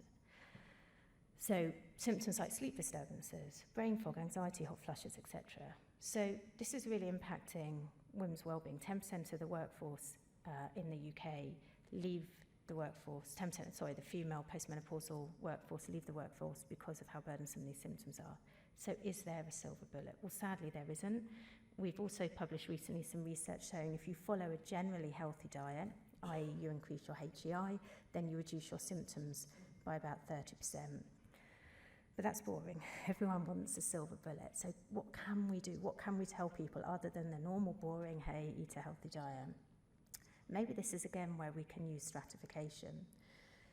So there's pretty good evidence, I think, that soy isoflavones result in reduction of menopause symptoms. I think this is about one of the only supplements that there's sufficient evidence that I can confidently say that it results in reduction of symptoms, but it's variable. Some people are really responsive, some people, again, are unresponsive. And we're now starting to understand why. We know that some people have particular microbiome species that convert isoflavones into a really active form. These are called equol producers. And what we know from a recent RCT, from an RCT in 2019, is that for those who produce equol, so who have these species to convert to equol, they have about 75% less symptoms compared to people who don't produce equol. So maybe what we could do to stop me being grumpy all the time with my husband, we could go and do a microbiome test, see if I'm an equol producer. If I am, great news, I supplement myself with isoflavones. If I'm not, I don't waste the money. It's $1 billion market. Menowashing is a term I don't know if you're familiar with. Stick menopause in front of it, can charge £10 as much, and women are throwing money down the drain. Maybe this is a way to save money and also improve their happiness as well. Okay, so I want to step back now from stratified nutrition to finish up by thinking about if we are to do personalised nutrition, we need to think about what feature is going to be most effective. Is it that biological feature? Is it about just delivering something in a wonderful, nice way? What will enable people in this personalised way to improve their health the most? And I'm going to show you very briefly a study that we published a couple of months ago. It was called the Zoe Method Study. It was a rather controversial study, or rather, if you go on Twitter, it got very heavily criticised. It's a study where we randomly allocated 347 individuals to either follow the US standard dietary guidelines delivered in the standard way it is, so standard care, versus the Zoe personalised nutrition programme, where we have various input variables. We measure things like postprandial glucose, triglycerides, microbiome, food characteristics. We ask loads of questions about health history, and overlaid with this, within the programme that people embark on, we also look at all of these other features of personalisation. We ask people, what are your preferences? We're not going to tell them to go and eat, pulses if they don't like pulses. So we aim to look at how the personalised nutrition programme that encompasses all of this improves health versus a standard care approach. What did we find? We found that it improved our primary outcome, triglycerides, improved weight, improved waist, and the personalised nutrition programme is the blue bar here. It didn't improve LDL cholesterol, which was really unexpected, and it's something we're really probing into the data to look at why. It got heavily criticised because our critics obviously didn't read the discussion, obviously didn't read the aims and objectives or even the hypothesis. It got criticised because everyone said, well, you can't say personalised nutrition works based on these results because you're not just looking at your biological personalisation, you're not just looking at the food scores that you generate from these input variables, it's got all this other stuff. Of course, people are following an app, they're motivated, etc. We didn't actually set out to do that. We set out as first proof of principle. Does it even work? If it does, hey, let's then go and look at which feature works. We did a secondary analysis, try and probe this a little bit, and we did point out to our critics, we know that it wasn't, we didn't design the study to specifically answer these questions, but we decided to try and probe it a little bit to see whether it's improving health via efficacy, i.e. our biological scores, or is it improving it through adherence. So what we firstly did is stratify individuals outcomes based on whether they were low adherers or high adherers, and we classified whether low or high adherers depending on how they adhered to the actual scores. And what we found was the more people adhered, the greater the improvements that we had in the health measures. So high adherers are shown in the blue bar, suggesting actually that it could be something to do with the scores rather than all this other features. But maybe actually if people adhered really well to the HEI, so to the US MyPlate, maybe you'd see the same thing. So then what we did is we selected out highly adherent participants to our personalised programme and compared them to the highly adherent participants to the MyPlate using a different metric. So we looked at those who had the highest HEI as a measure of adherence to the US recommendations, and then those who had the highest Zoe diet score for ours. And what you can see here is we still saw significant improvements in weight. I've just selected a few ApoB, total cholesterol in the blue bars if they followed the Zoe diet, so were more adherent to our scores versus if they were following the HEI. If you want to go and read this study, do, but please bear in mind we're not testing just the Zoe scores. I did have to take about a week off Twitter after we published this study. Okay, so I'd like to finish by asking a question. Do we now think personalised nutrition is the future of dietary advice, given all of this complexity that I've shown you? I think that a really important point to make is that it doesn't have to be at the exclusion of population-based advice. You know, in the UK, you have to either be in the population camp or the personalised nutrition camp. God forbid we work together and find some common ground. There are many cases where population-based dietary guidelines are invaluable. We should all increase fibre, we should all increase fruit and veg intake, without doubt. And where we all respond in the same way, as you can see with the figure on the left from one of my other studies, yeah, that's where it's great.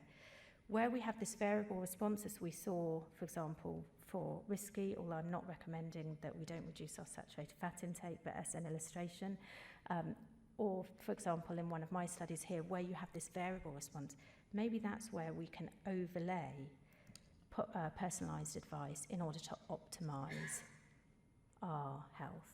And I think a real magic point that we need to spend more time on is also this area of stratified nutrition. I think we need to leverage the kind of data that we're collecting or the protein studies collecting in order to really focus in here.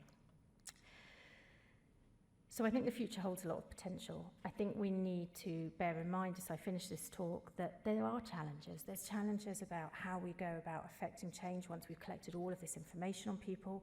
We need to think, what are the prospects at an individual level? Not everyone can afford these personalised nutrition products like Zoe, etc. This is why I think stratified nutrition is so valuable. How do we maintain engagement? This is something at Zoe we invest so much time on, and we spend so much time by giving continuous feedback where you know, continuous motivation, because it's a moving target. So let's say my husband did go on a low salt diet and he did reduce his sodium. Well, that's moved his targets, and now we need to continually update advice. We also need to think of the unseen barriers. It's something we all as nutritionists need to continually think about. But last and not least, and I think first and foremost, something that came up many times yesterday, we have to not forget the pleasure of food. So we have to make sure in our you know, while we strive for optimization or perfection, we have to remember food is part of our culture, our emotions, our lifestyle. It's there to be enjoyed as well as to be healthy. And this is a fantastic team that I've had the pleasure of working with. And thank you again to Nestlé for inviting me to talk today. Thank you.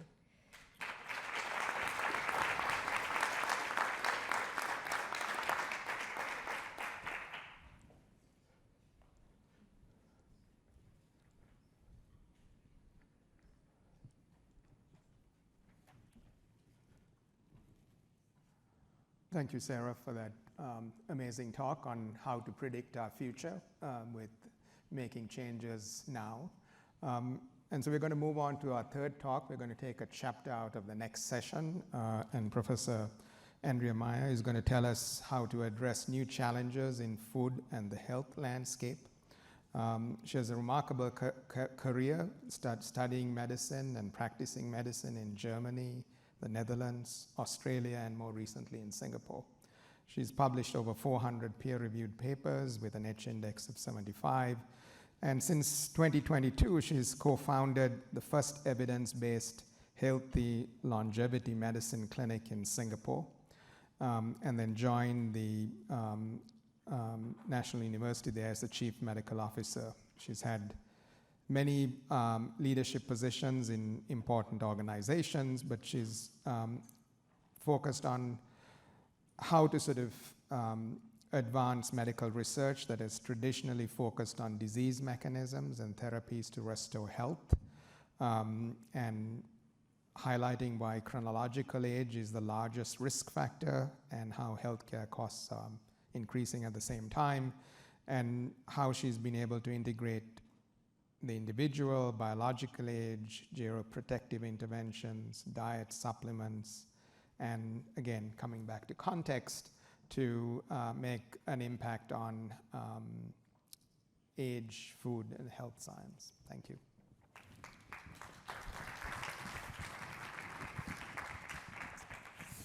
Thank you so much for the nice introduction. I think my talk is given. And thank you, Sarah, so much for this great talk. And I think we have some overlapping domains. And thanks, of course, for the organizers to be here.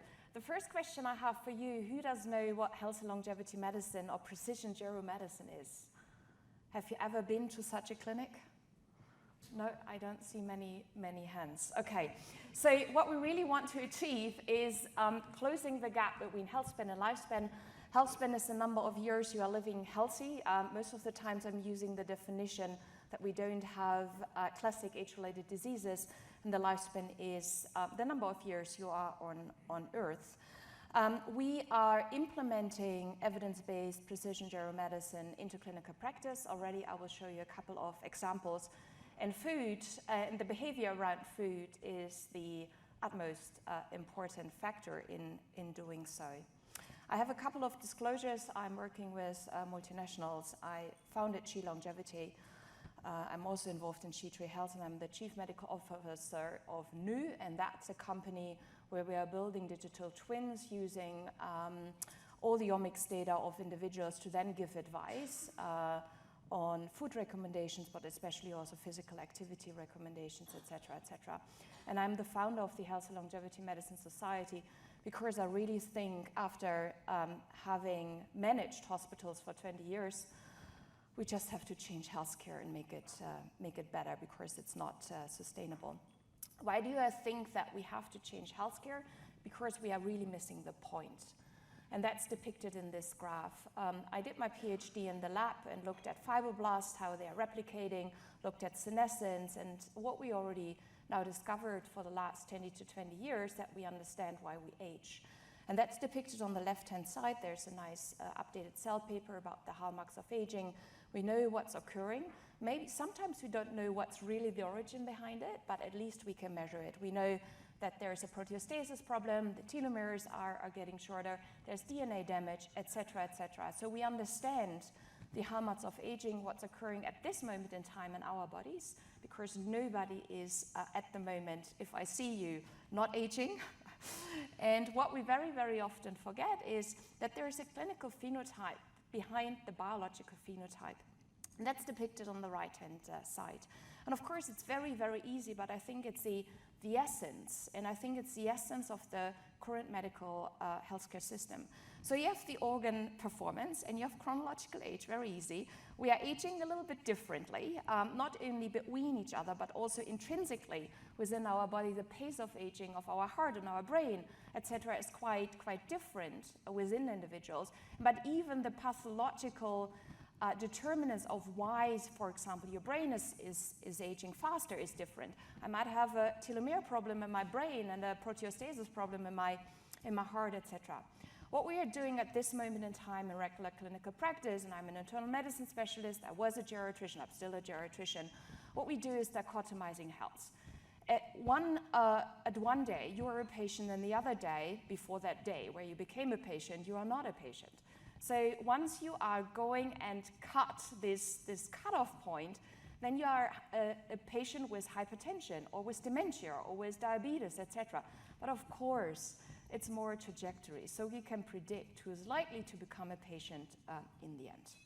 So I think really we have to stop dichotomizing what we are, and we are not just a normal being and then become a patient. And very often also this is reflected in the discussions, at least I have with my patients. They say, "Doctor, do you have good news or bad news?" I say, "Look, I think it's all bad news because you're still aging. You don't have the disease at this moment in time, but you have one disease, and that's the aging." But anyway, so what we are doing quite nicely is dichotomizing, and what many countries are doing quite successfully, and that's also what we are doing with the WHO. I'm advising them on United Nations Decade for Healthy Aging, is we try to avoid that moment when somebody becomes a patient, and we call that prevention. So we are measuring the glucose level. You say, okay, today you are not a diabetic, but maybe in 3 years. So what do we do? Eat less and move more. That's our advice. And of course, we have WHO guidelines, very, very nice.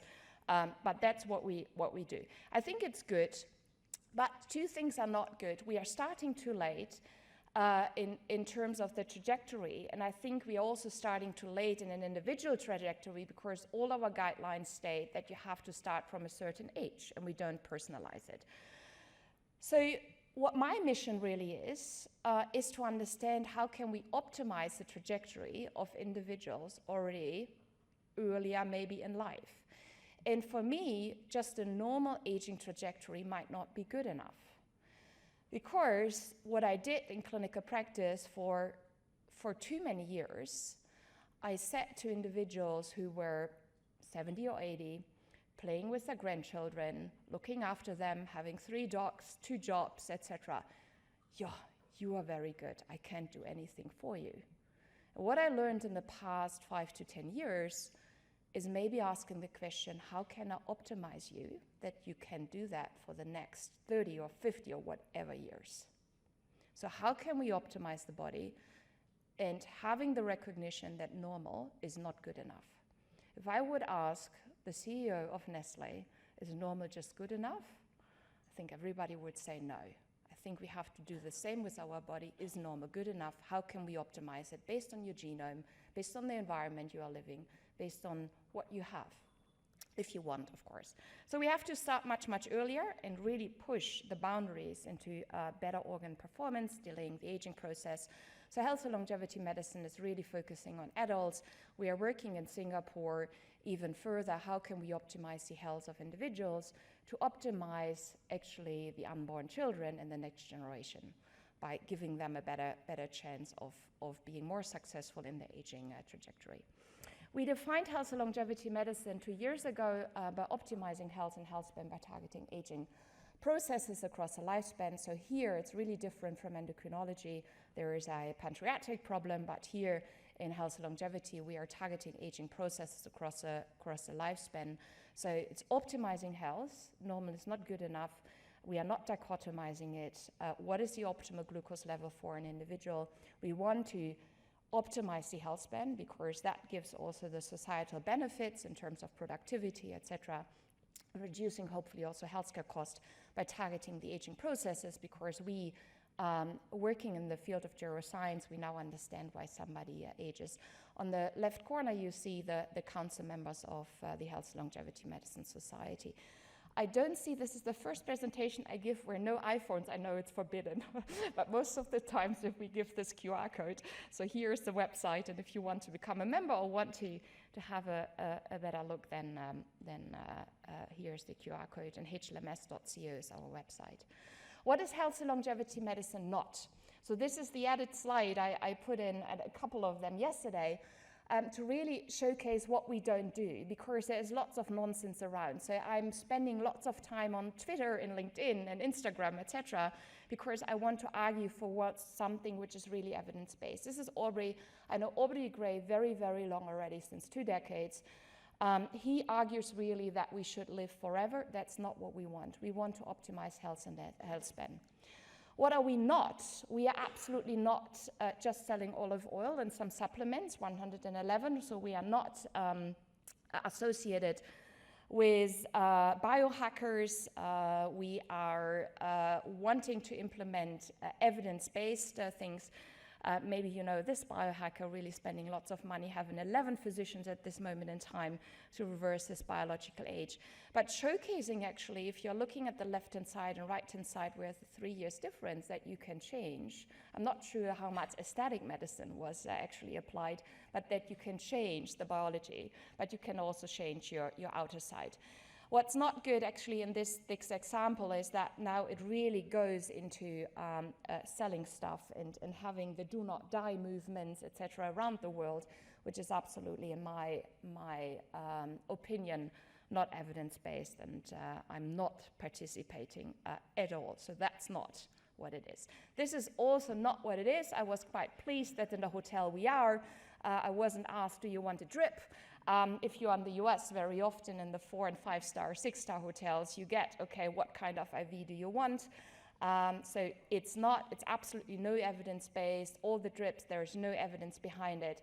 But the field of health and longevity medicine is growing as mushrooms, I often say. The temperature is there, the clients are there, and everybody is doing something which is absolutely not evidence-based.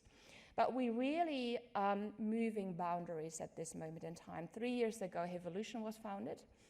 Hevolution is a non-for-profit being built up by the Saudi family and KSA, being the headquarter in Riyadh, and they are spending $1 billion just on research in our space to make sure that we, as humans, have a longer and a healthier life. So there's a huge push, not only from industry partners. The first push was from the consumers. I think Sarah will know it from Zoe. Yes, there's absolutely the right movement, the understanding. Yes, industry partners really are now on the right track, but also I would say foundations now recognize that we have to give a little bit more money into that sort of research. This is our, I would say, not the problem. I'm a very positive person, but this is what we have to solve. And this is very old already, a network model about the biology of aging. And it's so interconnected. So we have so many pathways, and we are so great in doing research that we have to translate now this network structure in something we can handle in clinical practice, because that's my aim. So how do we do that? How do we bring a complex structure into something we can handle in clinical practice? This is our scheme. I'm coming out of internal medicine. I would never give to a diabetic insulin if I wouldn't measure glucose levels. So it's about diagnostics, it's about interventions and measuring it again. Very often in health longevity medicine and longevity clinics, they are not doing it because you are just giving the drips or the stem cells or the exosomes or whatever you can do. But we have to find a way how to bundle the diagnostics together. And we did that in a worldwide consortium. We now have 3 different types of diagnostics: biological, clinical, and digital. And on the other hand side, we have interventions, which we focus on. It's the environmental interventions in the lifestyle, where food is and the diet is a huge component, supplements, and then therapeutics, repurposed drugs, and new drugs. Very importantly is that whatever we do, we have to think about ourselves as a story, and that's so important. So Sarah already mentioned, yes, I'm an absolutely measuring freak at this moment in time to understand my story based on my genome about maybe the stress I have. I just measured my glucose level. It's 7.5. Normally it's 4.5. So you make me stressed, or I need this glucose at the moment to fuel my brain. But understanding how I react is so important. So we should all be a story, and we should not just go to the GP and measure a blood pressure once, and then again over a year and have forgotten what the blood pressure was. So we have to treat ourselves as a story. We founded the Biomarkers of Aging Consortium. It's now active since 2 years. Yes, we are organizing ourselves. And the first thing we did is defining the biomarkers of aging. It's a quantitative parameter. Quantitative is very important for me, of an organism that either alone or in a composite predicts biological age. And ideally, it's changed in response to interventions. And that's fundamental for every intervention we do. It's quantitative. It's very likely to a composite because it's a big network. And it depicts biological age, which will be very, very different all in the individuals here in the room compared to the chronological age. And it changes with intervention, which means that we therewith also have biomarkers which we can use for randomized controlled trials, for example. And you see again the molecular, the physiological, and the digital ones. And the digital ones are the ones I'm very happy about, because now we have the methodologies and we have to now think about how do we implement that into clinical practice and how can we nudge individuals into the right direction. And of course, the molecular ones were touched on a couple of times with all the omics approaches. And the physiological ones, I would say we tackled because that's normal internal medicine, and we absolutely have grip on it. We did a couple of studies in the past, I would say, years where we said, okay, can we already implement that idea about measuring into clinical practice? This is just a snapshot of what my group did using the UK Biobank, looking for biomarkers of aging and building clocks. So if you haven't heard about clocks, clocks are nothing else than looking at the determinant and outcome and predict what the biological age is. And then we say we are building a clock, and then with this clock somebody is 3 or 5 years younger or older, whatever. So we built lots of clocks, organ-specific clocks. You see the determinants on the left-hand side. So we wanted really to know, is the clock differently ticking a different organ system within individuals compared to a body clock, for example, where we put all the characteristics together. So we built that based on the first, second, and third generation clock. So predicting the chronological age, which in my sense is quite useless, because you can just ask how old somebody is. And then the incidence of mortality, and then the incidence of chronic diseases in middle-aged individuals. And what we were able to find is that the body clock was very, very good, using all the characteristics in predicting who will have a disease 6 years later and 12 years later in the UK Biobank. So the ones who had a higher biological age were much, much more likely to have diabetes, COPD, later in life. I think we have many of these kind of clocks, and this is a clinical clock. We have epigenetic clocks, we have a microbiome clock, we have so many clocks. I think we have too many clocks at this moment in time, but really showcasing that every GP could already use this clock, and it's still not implemented into clinical practice. But what I'm very proud of is this graph. It's in the same article where we're actually looking at the sequence of healthy individuals, how they deteriorate in their organ function and independent of clocks. And what we were able to show that there is a sequence in a network of deterioration of certain organ functions, and that we can now predict what's happening when. We had 12 years of follow-up data in the UK Biobank, and what we wanted to do is, can a certain organ function within individuals predict the deterioration of a different organ system in the first 6 years? And when that first 6 years deterioration occurs, what is happening next? So we wanted to showcase a sequence of deterioration. And what you can see here is, if people who are all healthy deteriorate in their pulmonary function and nobody had COPD or disease, they were very likely to also deteriorate in the next coming 6 years in their cardiac function. Somebody who deteriorated in the cardiac function was likely to also deteriorate in their renal function. But you see errors. So what you see, for example, in the cardiac and the pulmonary one, it's a one-way street, or the correlation is much lower from the cardiac to the pulmonary one. What does it tell us? If the pulmonary function is decreasing, the cardiac function will decrease, but not vice versa. I'm a clinician. I want to know where to refer to and what to do, which means if a pulmonary function is decreasing, I should refer to the cardiologist, or I should do it myself, but not vice versa. What we are doing in clinical practice at the moment, we are just waiting for symptoms. So now we have a sequence, and we could actually implement it, what to do next to also to save some healthcare costs. How does it look like in clinical practice? Just a random patient of mine. So we have lots of biological clocks we are measuring, which is given on the left-hand corner. We are measuring the microbiome. We do lots of clinical testing with regards to cognition, heart function, metabolic functions. We have every patient in the public and in the private clinic is if they want, of course, is connected to digital devices that we can measure their movement and their sleep and their cardiac function, etc. But we also include the genome at the moment, because I think the genome is very important to predict not only age-related diseases and how physiology is going, but especially is in clinical practice now influencing our interventions. We opened a year ago the first publicly funded longevity clinic in Singapore, then Sheba Health in Israel, and the Mayo Clinic in the US were following. We have a big consortium now working how to really change healthcare system in publicly funded hospitals. So we have diagnostics, we have a multidisciplinary team doing interventions, and we are measuring outcomes. So we are now in very big randomized controlled trials to actually see if the health and longevity medicine personalized approach is better compared to GP care, and also understanding what kind of interventions to do. Very importantly is to bring it into frameworks. Recently we published this paper looking at gerogenes and gerosuppressors, really seeing, okay, is the genome the origin of a phenome, and therewith, hopefully, of interventions. So have a look at that one. I think we are underappreciating that at this moment in time, and the connection between, for example, all other omics data with the genome and then the clinical phenotype.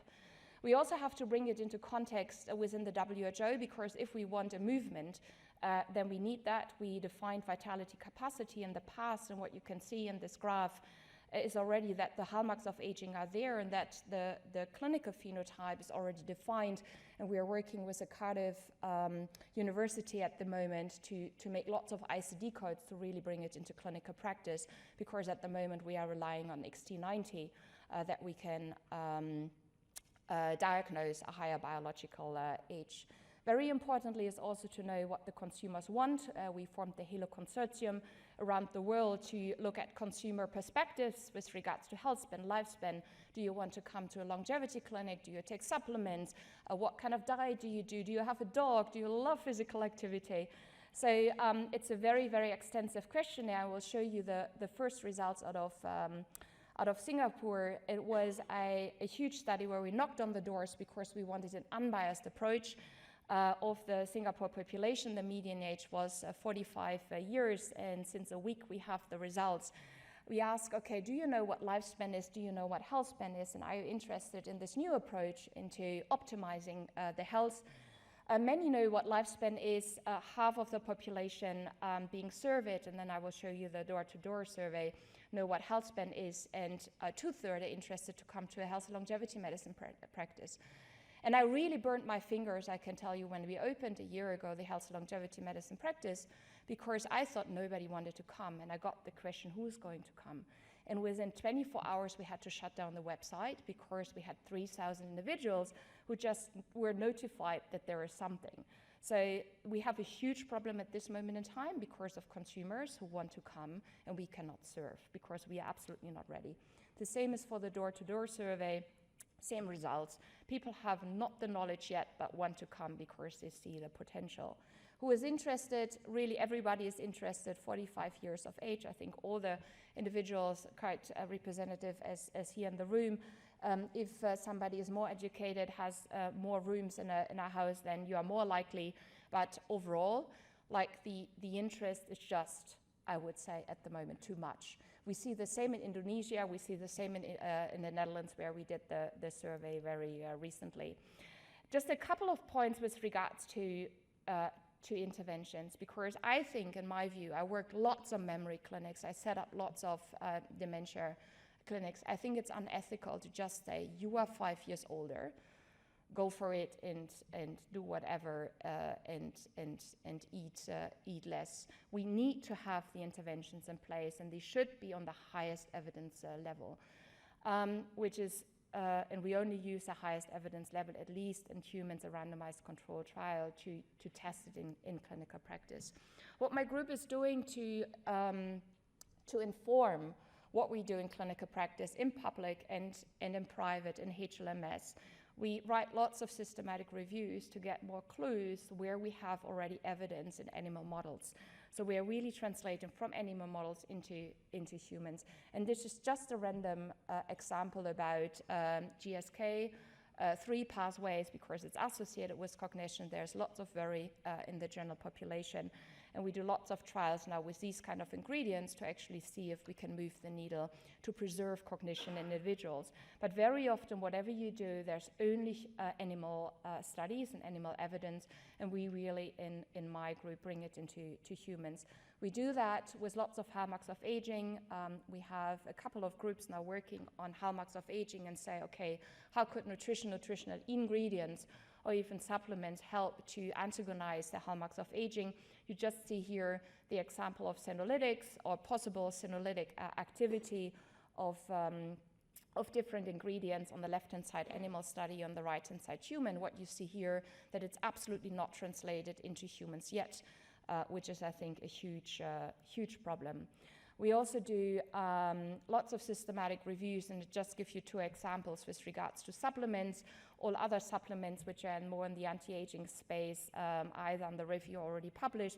Glycine, I know that Nestlé is interested in this molecule.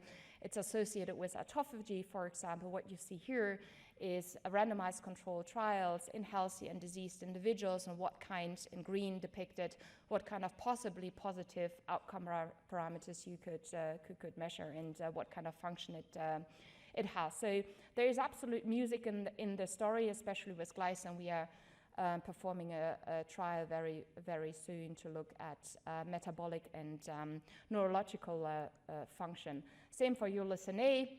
I think also very interested for Nestlé. We performed a systematic review. What is in the corner is positive in terms of outcomes. So there seems to be a positive relationship with muscle health. Uracil A is very important for mitophagy, autophagy, being associated with lots of hallmarks, and possibly with gut health. But what we really know is not how to measure things, what the frequency is, what the dosage is, etc. So lots of unknowns.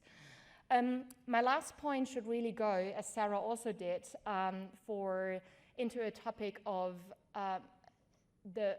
in principle, the one-size-fits-all is not going to work out because the aging process of humans is so heterogeneous, and we really have to make sure that we are stratifying our population. That's what we are doing in randomized controlled trials at the moment. We really think that we should only give supplements or certain diets to individuals at need. So how do we identify the ones at need? You can either do a digital twin in a multi-omics approach, but you can also do it in the first randomized controlled trials a little bit different. And what we do is, for example, in studies where we got giving alpha-ketoglutarate, which is associated with lots of pleiotropic actions in the hallmarks of aging, we are separating individuals who are healthy, 30 to 60, so this is our main population in clinical practice, but also in randomized controlled trials. We are separating them based on the biological age measured by epigenetic clocks, based on 4 clocks, and we are taking the median and only including the ones who are healthy, no diseases, biologically older compared to their chronological age, and giving, for example, alpha-ketoglutarate. That study is nearly finished. We're giving it for a couple of months and see if the primary outcome, which is again an epigenetic clock, or the median of 4 epigenetic clocks, is moving. We're also doing that in clinical practice in individuals at risk who need more resilience, only including the ones who are less resilient, and giving alpha-ketoglutarate before operations, for example, to really see what kind of effect size we would expect. We do lots of investigations with regards to NMN, nicotinamide mononucleotide, and the only reason for that is because we have a good readout, and the readout is measuring NED. Measuring NED is complicated already, but we have established that in our group. We did a randomized controlled trials 2 years ago where we included healthy individuals being 50 years of age, 80 of them, into a four-arm randomized controlled trials, and we're able to show that if people who are receiving 600 to 900 milligram, they had a better quality of life, better walking speed, and some blood parameters, and especially NED levels were increased. And up to that, we did lots of retrospective studies, post hoc analysis. how can we actually now see who is a responder, non-responder to certain supplementation? And NAD change might be the one to look at. What we were able to show is that only the ones who at least had an NAD increase of 20 nanomole per liter were the ones with a more likelihood also to have clinically meaningful changes in their phenotype. So it's important now to use that sort of standard. How much glucose should you actually decline or increase by giving insulin, etc. So we are applying really normal clinical practice, and that's what we are doing now in the CORATE study. We're using an AI model to really try to titrate individuals towards that 20 nanomole per liter with a titration of the NMN, of the NR, whatever supplementation you give, and this is just one of the examples. So we are moving from randomized controlled trials based on certain selections now into an NS1 approach to titrate based on, for us, good outcome parameters. We just started a study giving multivitamin and minerals. You might have heard of the COSMOS study by GSK and Helion, showing that individuals who are at risk for cognitive decline have a better cognition after years of, I think 3 years of multivitamin and mineral supplementation. We did a better review because recently there was an indication that you don't have the benefit in terms of mortality, but it was, in my view, not a very well conducted review. So we did an umbrella review, and here you see what kind of neutral, positive and negative outcomes multivitamin intake could have out of these studies. But what we are really interested in, who needs a multivitamin mineral pill? And to answer that, we only need to know what is an optimal level for you or for me of a certain vitamin. And that's what we are trying to achieve. So what is my optimal vitamin D level based on my genome, how I metabolize it, how often I am in the sunshine, what my cells need, and the same for all other minerals, for example, zinc, etc. So that's ongoing. Would love to hear your opinion about that. That led to the SEDERA study, where we're only giving multivitamin and minerals in hundreds of individuals, being 40 to 60-year-olds, all healthy and biologically older compared to their chronological age, with certain outcome parameters. So this is really the first study looking at healthy individuals. Stopping here, I think summarizing and also reflecting a little bit on yesterday, I think we have to move on. We have to be a little bit faster. I think we have to know what processed food and not food is really good. We have to be clever. I think identification of individuals at risk and personalizing is not only increasing the motivation, but the cells will love it, because cells in a certain body need certain things, and that's different in me and you. And I think really we have to build big cohorts and trial centers. Why do we still do in our fields lots of trials just being in one country and one group? So we are working lots of building a global trial network and standardization, and very often the standardization, even in how we measure body composition, is still lacking. Thank you.